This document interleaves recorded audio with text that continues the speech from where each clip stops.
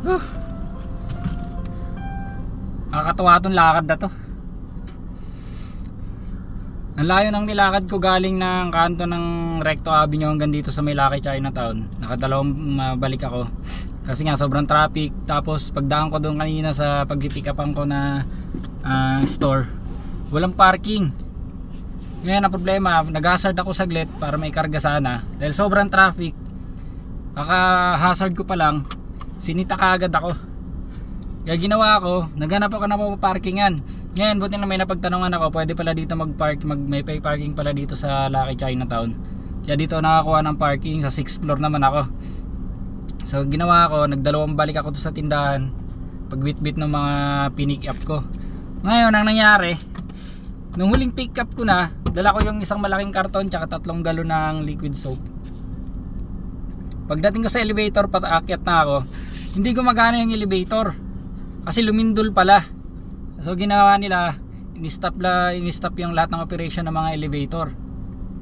Di ang tagal ko nagantay, ngayon nainip ako. Sabi ko baka gumagana yung mga escalator, mag-escalator na lang ako kasi ang tagal. Tapos di nag-escalator ako kasi gumagana naman yung escalator, nakita ko. Pag akyat ko, hanggang 3rd floor lang gumagana. Yung hanggang 5th floor, kasi hanggang 5th floor lang may escalator. Yung 5th floor hanggang galing yung 4th tsaka hanggang 5th, so wala na.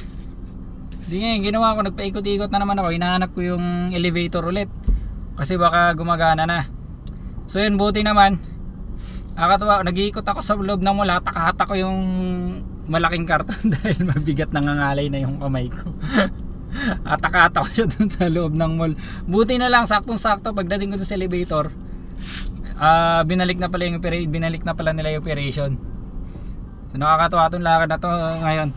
So baka magawi kayo dito mamen, bandang Binondo area, particular dito sa may kahabaan ng Regina Regente, simula doon sa kanto na may Recto Avenue.